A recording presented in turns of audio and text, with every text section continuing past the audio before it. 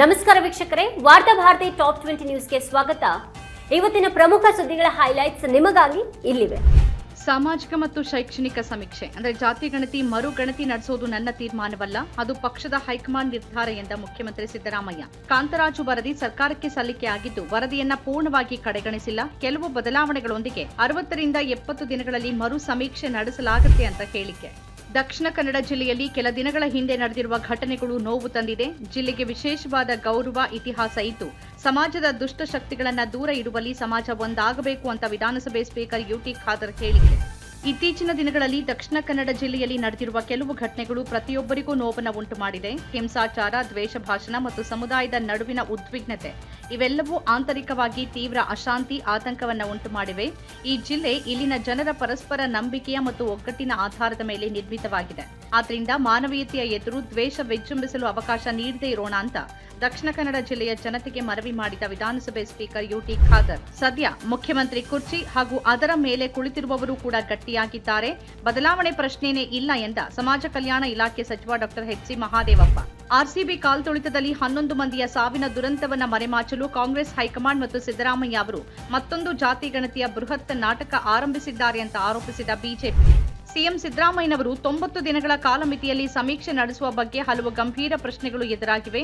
ಪ್ರಸ್ತುತ ಸನ್ನಿವೇಶದಲ್ಲಿ ಈ ಸಮೀಕ್ಷೆ ಹೇಗೆ ಸಾಧ್ಯ ಎಂಬುದು ಜನಸಾಮಾನ್ಯರ ಆತಂಕ ಆಗಿದೆ. ಸಮೀಕ್ಷೆ ನಡೆಸೋರು ಯಾರು ಅಂತ ಪ್ರಶ್ನಿಸಿದ ವಿರೋಧ ಪಕ್ಷದ ನಾಯಕ R Ashok. Obalapuram mining company ಅಂದರೆ OMC ಅಕ್ರಮ ಗಣಿಗಾರಿಕೆ ಪ್ರಕರಣದಲ್ಲಿ ಶಾಸಕ ಜನಾರ್ದನ್ ರೆಡ್ಡಿ ಅವರಿಗೆ ಜಾಮೀನು ಮಂಜೂರು ಮಾಡಿದ ತೆಲಂಗಾಣ ಹೈಕೋರ್ಟ್. ಜೊತೆಗೆ ರೆಡ್ಡಿಗೆ ಸಿಬಿಐ ನ್ಯಾಯಾಲಯ ವಿಧಿಸಿದ 7 ವರ್ಷಗಳ ಜೈಲು ಶಿಕ್ಷೆಯನ್ನ ಈ ಹಂತದಲ್ಲಿ ಜಾರಿಗೊಳಿಸುವ ಅಗತ್ಯವಿಲ್ಲ ಅಂತ ತೀರ್ಪು ನೀಡಿದ ಕೋರ್ಟ್ ಆದೇಶಕ್ಕೆ ತಲೆಬಾಗ್ತೇನೆ, ಬೆಂಗಳೂರಿನಲ್ಲಿ ಜನಪ್ರತಿನಿಧಿಗಳ ಕೋರ್ಟ್ಗೆ ಶರಣಾಗ್ತೇನೆ ಅಂತ ಶಾಸಕ ವಿನಯ್ ಕುಲಕರ್ಣಿ ಹೇಳಿಕೆ. ಜಿಲ್ಲಾ ಪಂಚಾಯತ್ ಸದಸ್ಯ ಯೋಗೇಶ್ ಗೌಡ ಕೊಲೆ ಪ್ರಕರಣಕ್ಕೆ ಸಂಬಂಧಪಟ್ಟಂತೆ ಶಾಸಕ ವಿನಯ್ ಕುಲಕರ್ಣಿ ಅವರಿಗೆ ಮಂಜೂರು ಮಾಡಿದ್ದ ಜಾಮೀನನ್ನ ಸುಪ್ರೀಂ ಕೋರ್ಟ್ ಜೂನ್ 6ರಂದು ರದ್ದುಪಡಿಸಿದ್ದು ವಾರದ ಒಳಗೆ ವಿಚಾರಣಾ ಕೋರ್ಟ್ ಮುಂದೆ ಶರಣಾಗುವಂತೆ ಆದೇಶಿಸಿತ್ತು.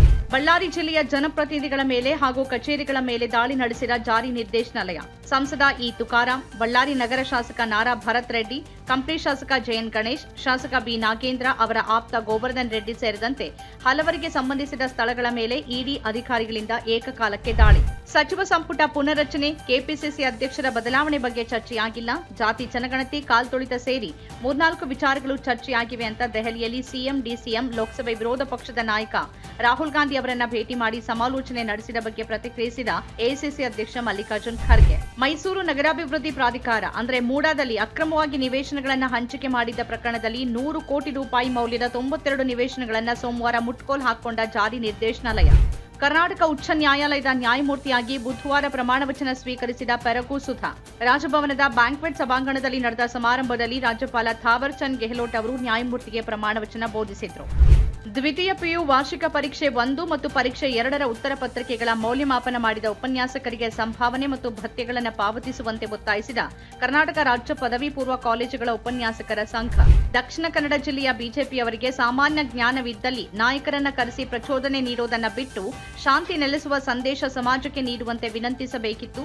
ಆದರೆ ಬಿಜೆಪಿ ನಾಯಕರು ಇಲ್ಲಿ ಬಂದು ಪೊಲೀಸರ ಆತ್ಮಸ್ಥೈರ್ಯ ಕೆಡಿಸುವ, ಅವರ ಕಾರ್ಯದಲ್ಲಿ ಹಸ್ತಕ್ಷೇಪ ಮಾಡುವ ಕಾರ್ಯ ಮಾಡಿದ್ದಾರೆ ಅಂತ ಆರೋಪಿಸಿದ ಕೆಪಿಸಿಸಿ ಮಾಜಿ ಪ್ರಧಾನ ಕಾರ್ಯದರ್ಶಿ ಪದ್ಮರಾಜ್ ಆರ್ ಪೂಜಾರಿ. ಪ್ರಧಾನಿ ಮೋದಿಯವರ 11 ವರ್ಷಗಳ ಅಧಿಕಾರಾವಧಿಯಲ್ಲಿ 33 ತಪ್ಪುಗಳು ನಡೆದಿವೆ ಅಂತ ಎಐಸಿಸಿ ಅಧ್ಯಕ್ಷ ಮಲ್ಲಿಕಾರ್ಜುನ್ ಖರ್ಗೆ ವಾಗ್ದಾಳಿ. ಮೋದಿ ನೇತೃತ್ವದ ಎನ್ಡಿಎ ಸರ್ಕಾರ ಸುಳ್ಳು ಹೇಳೋದು, ಯುವಕರನ್ನ ವಂಚಿಸೋದು, ಬಡವರನ್ನ ದಾರಿ ತಪ್ಪಿಸಿ ಮತ ಗಳಿಸೋದು, ಹೀಗೆ ಒಂದಲ್ಲ ಎರಡಲ್ಲ ಬರೋಬ್ಬರಿ 33 ತಪ್ಪುಗಳನ್ನ ಮಾಡಿದೆ. ಈ ರೀತಿ ಮೋಸಗೊಳಿಸುವ ಪ್ರಧಾನಿಯನ್ನ ನಾನು ಎಂದೂ ನೋಡಿಲ್ಲ ಅಂತ ಕಿಡಿ.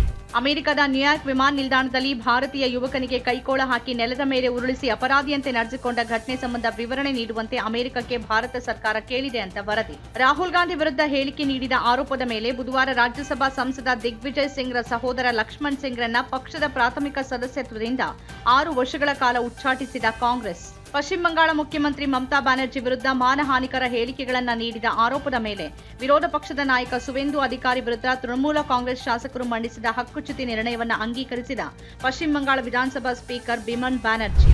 ಇನ್ಮುಂದೆ ಆಧಾರ್ ದೃಢೀಕೃತ ಬಳಕೆದಾರರು ಮಾತ್ರ ತತ್ಕಾಲ್ ಯೋಜನೆಯಡಿ ರೈಲು ಟಿಕೆಟ್ ಬುಕ್ ಮಾಡಬಹುದು. ಈ ನಿಯಮ ಜುಲೈ 1ರಿಂದ ಜಾರಿಗೆ ಬರಲಿದೆ ಅಂತ ಪ್ರಕಟಣೆಯಲ್ಲಿ ತಿಳಿಸಿದ ರೈಲ್ವೆ ಸಚಿವಾಲಯ. ಜುಗಾರಿ ಅಡ್ಡೆಗೆ ದಾಳಿ ಪ್ರಕರಣದಲ್ಲಿ ಆರೋಪಿಯೊಬ್ಬನ ಬಳಿ ಹಣದ ಬೇಡಿಕೆ ಮುಂದಿಟ್ಟ ಆರೋಪದಲ್ಲಿ ದಕ್ಷಿಣ ಕನ್ನಡದ ವಿಟ್ಲ ಠಾಣಾ ಎಸ್ಐ ಕೌಶಿಕ್ ಬಿಸಿ ಅವರನ್ನ ಕರ್ತವ್ಯದಿಂದ ಅಮಾನತು ಮಾಡಲಾಗಿದೆ ಅಂತ ಪ್ರಕಟಣೆಯಲ್ಲಿ ತಿಳಿಸಿದ ದಕ್ಷಿಣ ಕನ್ನಡ ಜಿಲ್ಲಾ ಪೊಲೀಸ್ ವರಿಷ್ಠಾಧಿಕಾರಿ.